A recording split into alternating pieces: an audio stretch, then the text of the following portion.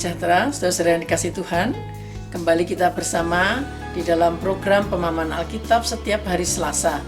Seperti biasa, kita akan membahas salah satu bacaan leksionari ibadah minggu.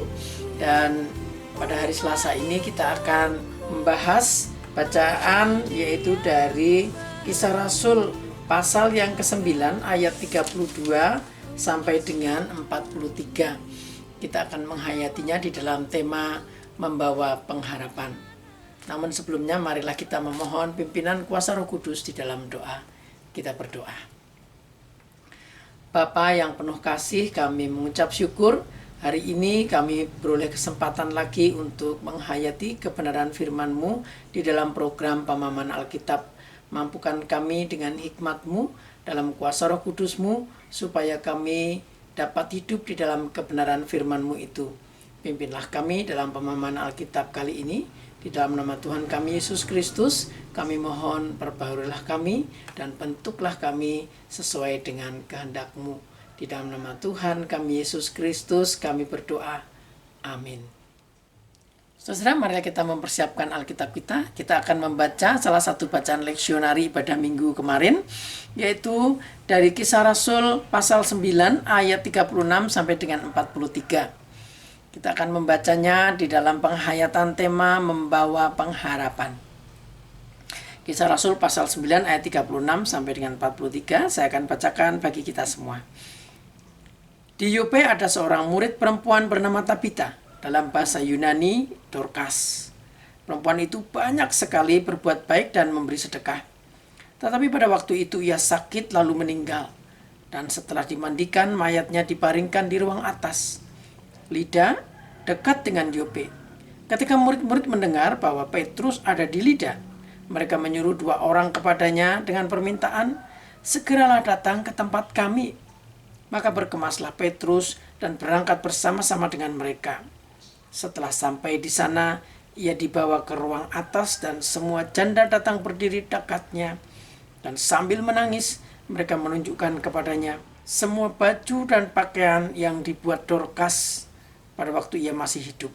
Tetapi Petrus menyuruh mereka semua keluar, lalu ia berlutut dan berdoa. Kemudian ia berpaling ke mayat itu dan berkata, "Tabita, bangkitlah."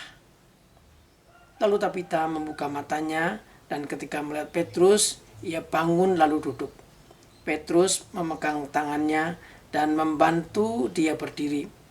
Kemudian ia memanggil orang-orang kudus beserta janda-janda, lalu menunjukkan kepada mereka bahwa perempuan itu hidup. Peristiwa itu tersiar di seluruh Yope dan banyak orang menjadi percaya kepada Tuhan. Kemudian daripada itu Petrus tinggal beberapa hari di Yope, di rumah seorang yang bernama Simon, seorang penyamak kulit. Demikianlah firman Tuhan, yang berbahagia kita semua yang mendengarkannya dan memeliharanya. Haleluya. Saudara, kalau kita melihat ayat-ayat sebelumnya dari bacaan kita hari ini, di sana dikisahkan bahwa Petrus berada di kota Lida dan baru saja menyembuhkan orang lumpuh bernama Eneas. Nah, di kota Yope, di sana juga ada peristiwa yang penting yang kita perlu hayati. Dalam kisah ini juga terjadi mujizat yang dilakukan oleh Petrus di dalam nama Yesus. Petrus melakukan sesuatu mujizat yang membuktikan kemenangan kebangkitan Yesus yang mengalahkan kematian. Jadi bukan hanya Yesus yang mampu membangkitkan orang mati, tetapi Petrus, muridnya, orang percaya juga dibangkitkan di dalam nama Yesus. Nah, saudara, namun kita perlu memperhatikan siapakah tokoh yang dibangkitkan oleh Petrus saat itu. Saudara, orang itu adalah Tabita, orang percaya di dalam Tuhan yang juga disebut sebagai murid. Dikatakan sebagai murid ini adalah sebutan yang khusus karena mereka adalah orang-orang yang sungguh-sungguh ingin belajar tentang kebenaran di dalam Yesus Kristus. Nah, nama Tabita dalam bahasa Aram, tetapi juga ia disebut Dorcas dalam bahasa Yunani. ada dua penyebutan nama dalam dua bahasa yang berbeda. Ini menggambarkan keluasan pribadi dari Tabita. Ia mampu bergaul lebih luas dari batasan-batasan budaya, tradisi keluarganya. Ia mampu untuk berelasi lebih luas lagi dalam lintas budaya, dan kasih sayangnya, perhatiannya kepada sesama itu terbukti ketika ia mampu membangun relasi dengan orang-orang yang bahkan terpinggirkan sebagaimana keluarganya sendiri. Saudara, kalau kita perhatikan ayat yang ke-36b, Tabita banyak berbuat baik. Sebenarnya terjemahan literal ayat ini adalah Tabita penuh dengan perbuatan baik. Jadi hidupnya penuh diisi dengan perbuatan-perbuatan baik bagi orang-orang yang membutuhkan.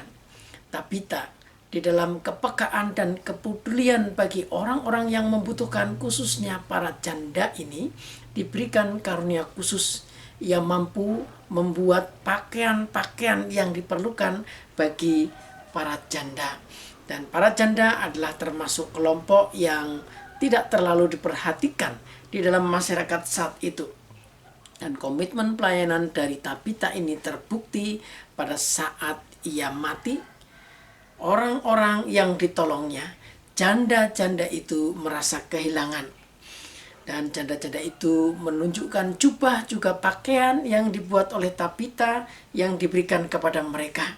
Itu berarti pelayanan Tabita bukan hanya memberi sedekah, bukan hanya memberi makan, tetapi juga memperhatikan penampilan apa yang diperlukan, yaitu pakaian bagi para janda itu yang pantas untuk dilihat. Nah, saudara kasih Tuhan, kalau kita bandingkan dengan kisah pada pasal 5 ayat 1 sampai dengan 11, sebenarnya di sana juga dikisahkan bagaimana cara hidup jemaat yang saling berbagi kebaikan. Mereka menjual tanah dan menyerahkannya kepada para rasul untuk bisa membiayai kehidupan orang-orang yang sungguh memerlukan, dan di antaranya adalah Ananias dan Safira. Tetapi mereka menahan sebagian dari hasil penjualan tanah itu, dan mereka mengaku bahwa seluruh hasil penjualan tanah itu diberikan, dipersembahkan untuk orang-orang yang membutuhkan. Mereka tidak tulus, mereka bahkan berbohong. Dan akhirnya mereka pun mati karena perbuatan baik yang tidak tulus. Berbeda dengan Tabita, Tabita melakukan kebaikan dengan ketulusan. Dan yang bercerita tentang kebaikan Tabita adalah para janda yang mendapatkan perhatian khusus yang ditolong oleh Tabita. Dan oleh karenanya, ketika Tabita mati, maka Tabita dibangkitkan kembali. Dalam Kisah Rasul 5, kematian Ananias dan Safira menimbulkan ketakutan, tetapi dalam kisah Tabita ini, Tabita membuat banyak orang percaya kepada Tuhan. Pelayanan Tabita ini mengingatkan akan komitmen gereja mula-mula yang memastikan bahwa tidak ada janda-janda yang terabaikan, yaitu dalam Kisah Rasul pasal yang ke-6 ayat 1 sampai dengan yang ke-6. Di sana gereja Tuhan, gereja awal mula-mula memilih 7 orang diaken termasuk Stefanus untuk memperhatikan secara khusus janda-janda. Kisah Rasul tidak mencatat adanya diaken di kota Yope, karena diaken yang dikisahkan dalam Kisah Rasul ini adalah di kota Yerusalem. Di kota lain kita juga tidak tahu, mungkin juga di sana diangkat beberapa diaken untuk melayani secara khusus. Tetapi yang pasti, tidak ada dikisahkan bahwa Tabita diangkat secara khusus, resmi ditunjuk menjadi diaken atau penatua. Kisah Tabita mengingatkan kita bahwa sesungguhnya pelayanan itu bukan terikat pada jabatan. Dalam setiap jemaat ada karunia yang diberikan Tuhan untuk bisa saling memperhatikan. Sekalipun memang gereja mempunyai petugas khusus, tetapi itu tidak cukup. Yang diperlukan adalah jemaat juga saling memperhatikan, saling melayani, dan tidak harus terbatas di dalam jabatan gerejawi. Nah, saudara yang kasih Tuhan, setiap kita diberikan karunia oleh Tuhan, diberikan kemampuan oleh Tuhan untuk ikut serta di dalam pelayanan, untuk ikut serta memberikan pengharapan bagi mereka yang membutuhkan. Karunia-karunia itu tidak selalu nampak hebat seperti karunia mujizat yang dilakukan oleh Rasul Petrus, tetapi bisa juga digambarkan seperti karunia yang dipunyai oleh Tabita. Tabita menjahitkan baju atau jubah yang dibutuhkan. Masing-masing kita mempunyai kemampuan untuk bisa menjadi pelayanan bagi kemuliaan nama Tuhan. Setiap karunia, sesederhana apapun, Tuhan memanggil kita untuk menjadi pengharapan bagi sesama yang membutuhkan. Demikian pengantar pemahaman Alkitab hari ini. Kiranya ini boleh meneguhkan kembali iman kita, komitmen kita di dalam pelayanan, dan kita bisa berbagi tentang pengalaman iman kita di dalam grup WhatsApp Info GKI Tegal Rejo Salatiga. Selamat berdoa, Tuhan